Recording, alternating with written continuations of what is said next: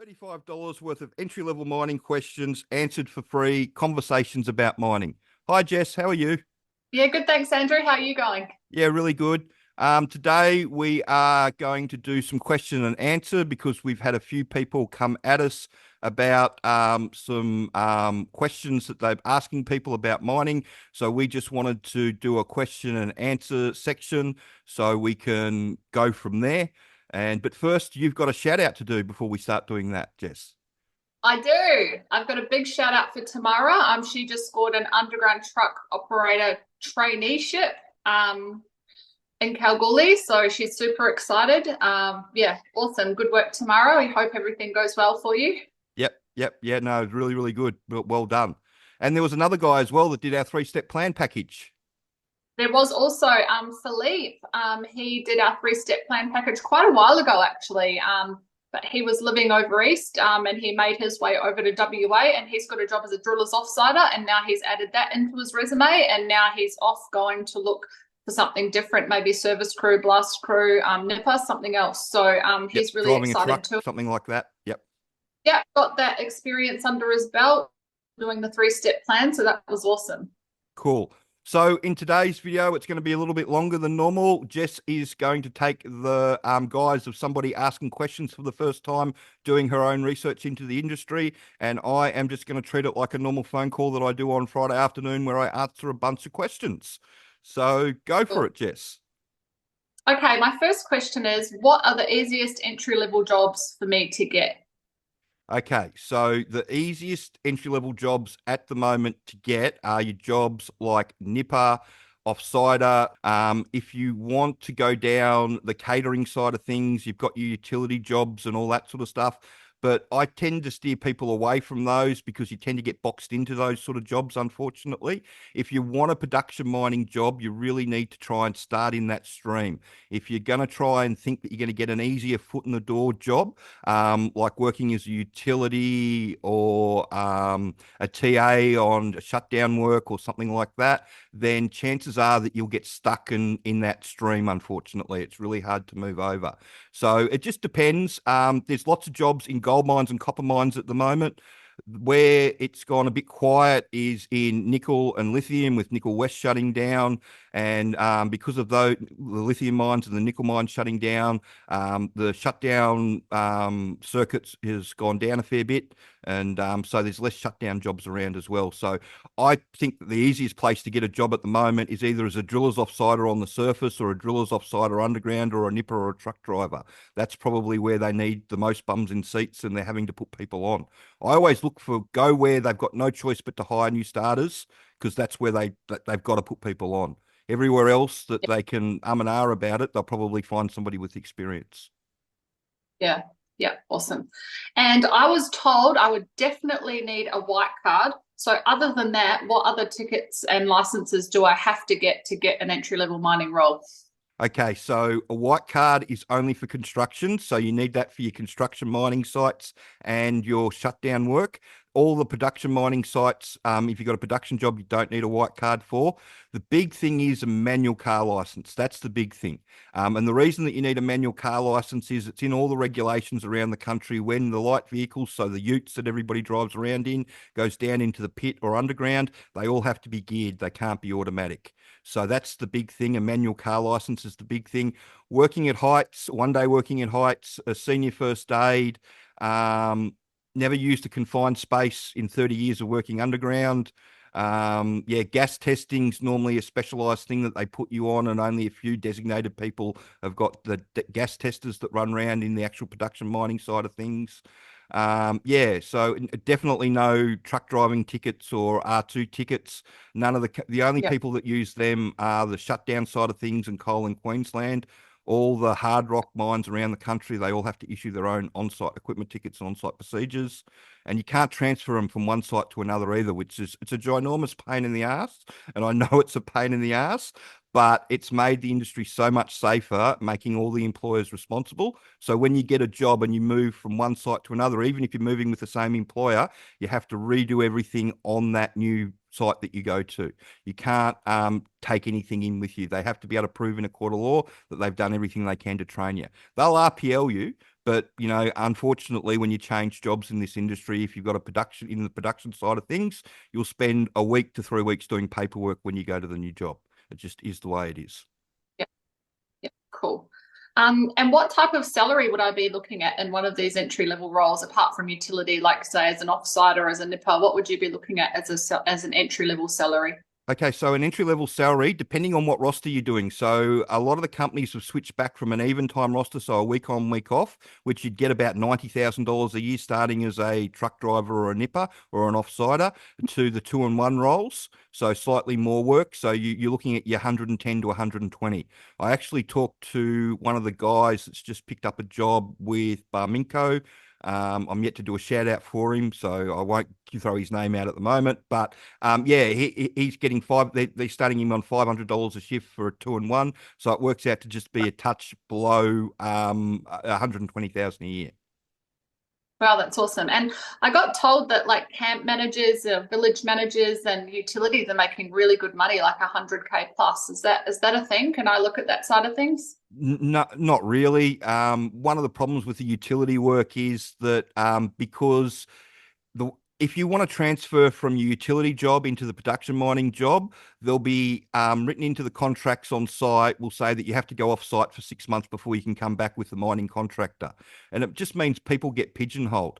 And in I can remember when it came in 98, and ever since it came in 98, the utilities they haven't made much more money than they were making 20 years ago.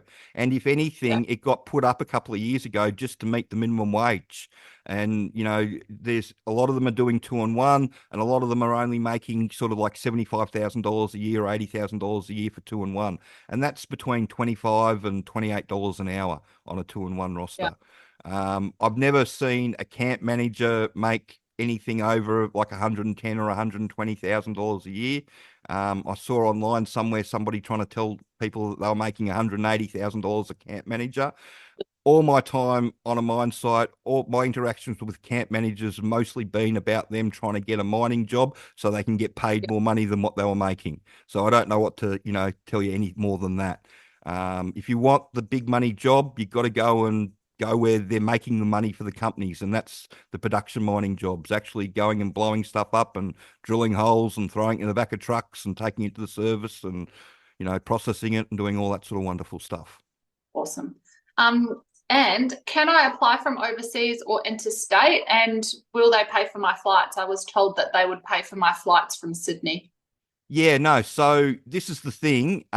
Generally, when you're an entry level person, they want you to jump through a few hoops. And the reason they want you to jump through a few hoops is because they have a lot of failure. So they want to make sure that you're going to succeed. So they won't fly you across the country with your entry level job.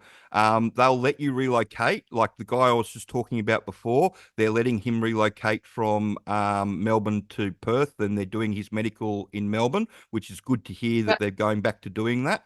But generally speaking, they want you in the state that the mine's located in, and they'll normally fly you from the capital city. The only exception for that is New South Wales.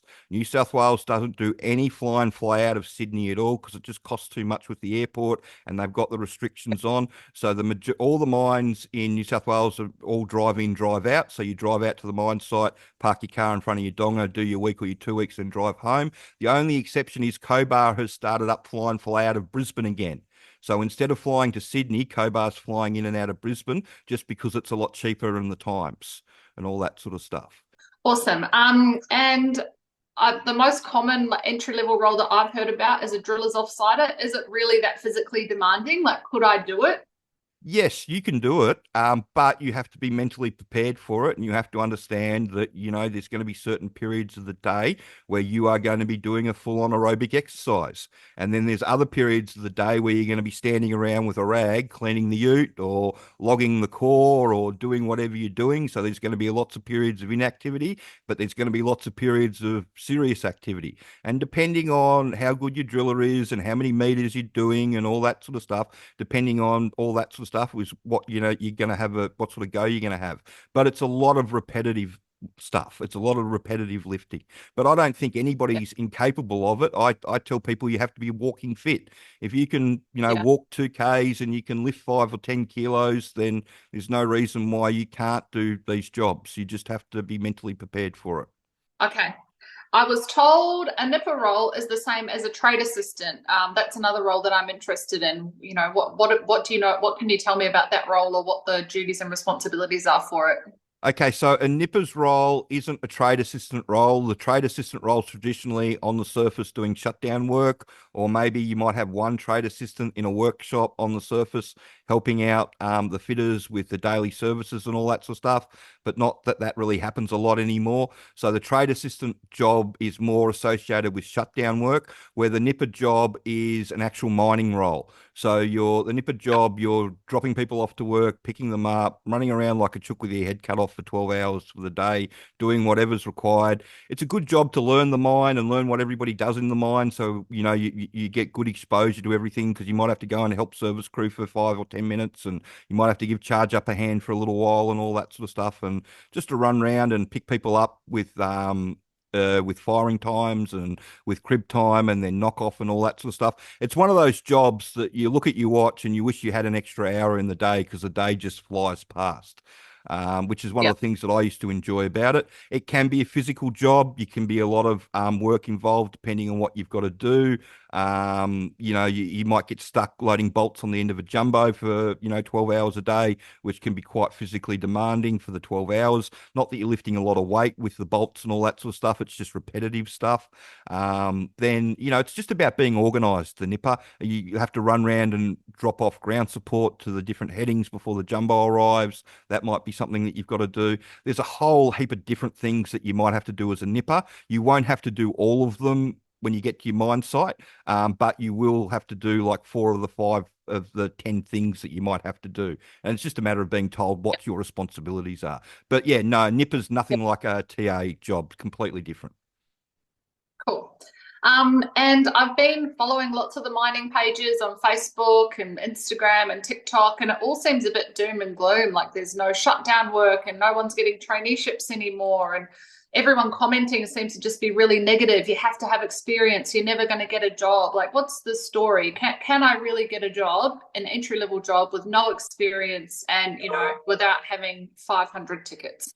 Yeah, yeah, exactly. So, yeah, there's a lot of doom and gloom around. And if you're in certain areas of the industry, then you will have had a lot of doom and gloom. It was like I said at the start, we try and encourage people to go where the employers have to hire new starters. And there's two places in the industry at the moment that has to happen, and that is surface exploration and hard rock underground. They've got no choice. They don't want to. Nobody wants to hire new starters because it costs them lots of money, but they've got to. Where they don't is where in places like nickel and lithium that have had downturn in the prices. So there's a lot of people being put off out of those mines. We've had a couple of large iron ore mines being put into care and maintenance. There's been, a whole heap of coal mines, that have with reduced the amount of people that they've got, or they've changed the way they're doing it. A whole heap of people have lost jobs that way as well. It depends on where you are in the industry, but I find that you get a lot of people that think that they talk about the industry and know about the industry, but really all they're doing is talking about their specific section of the industry.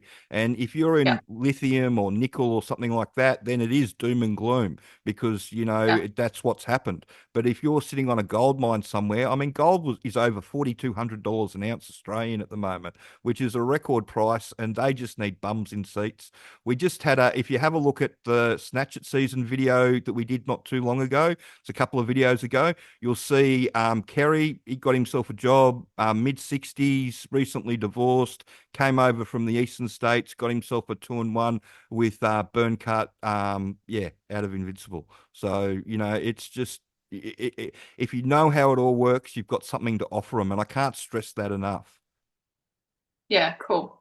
And I've been looking maybe to get my resume done, or maybe to do a course or upskill myself, or figure out how to get in or what I should be applying for. And I've seen loads of companies doing all sorts of work, and heaps have really great reviews. How do I know if their reviews or testimonials are real or not? Because I've seen a few things floating around that maybe people are using fake testimonials. And so I just wanted to see, how do you check that? How do you know? You caught the double 61-year-old the other week that got praised two times, and the second time it went round, it was a picture of a 23-year-old girl up there.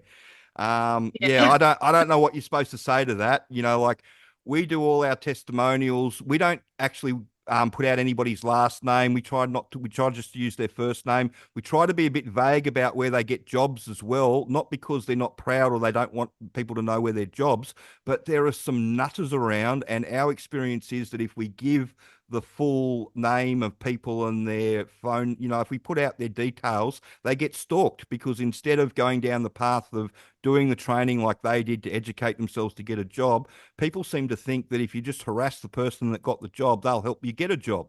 I mean, Yeah.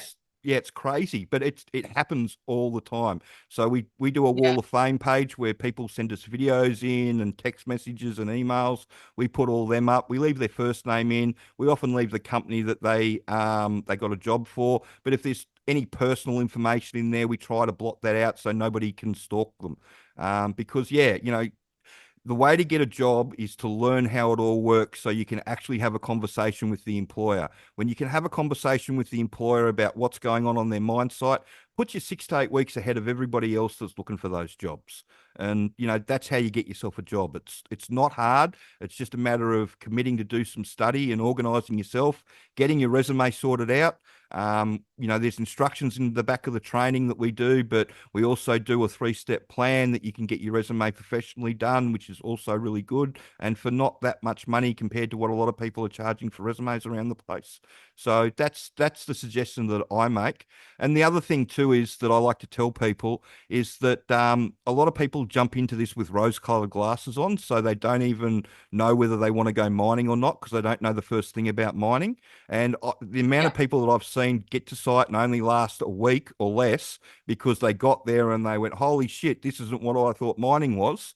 Yeah, Yeah. it could be you could circumvent that completely just by doing the training and finding out exactly what you're getting yourself into and what's going to be expected of you. Yeah, cool.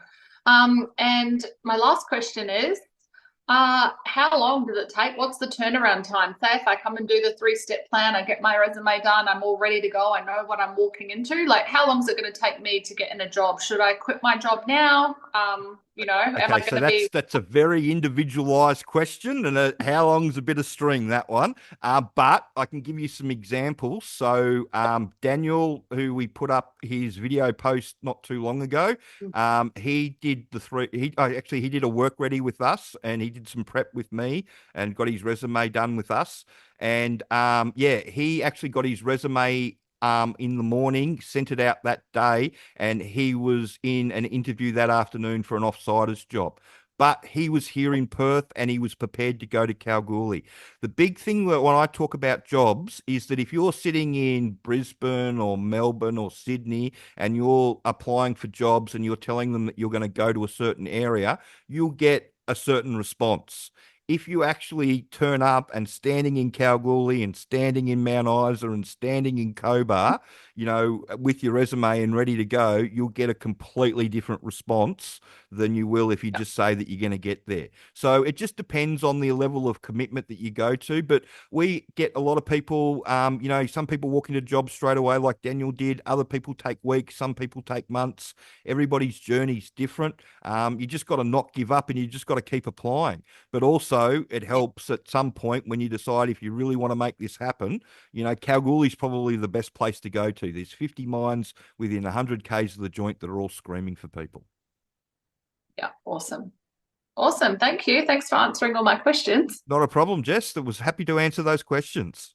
So yeah, so that's the first one that we're going to do. I think we'll probably do this again. If you guys have got any questions that you'd like to ask, Yeah. we can get Jess to ask them and we can go through them all. Have you got anything that you want to answer in that I didn't answer in those questions that you want to throw in?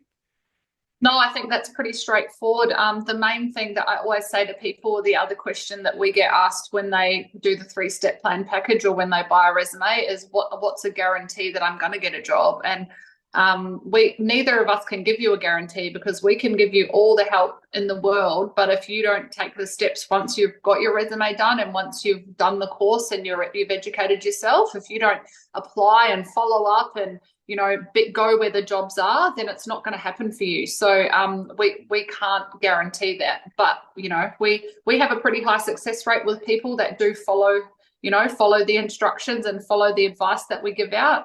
And like you'll see, we're always giving shout outs to people that have come through and have had really good results.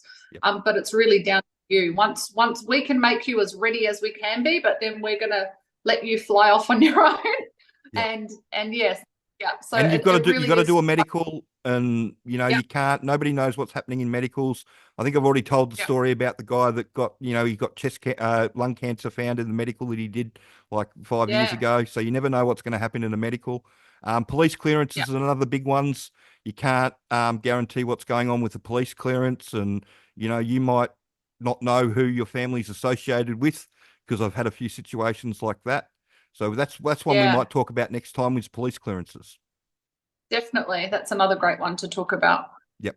Cool. All right. So if you've got any more questions that you want to ask, please send them through and we'll do another video like this. And yeah, if you could share the video around and like and subscribe the channel. Thanks. Thank you.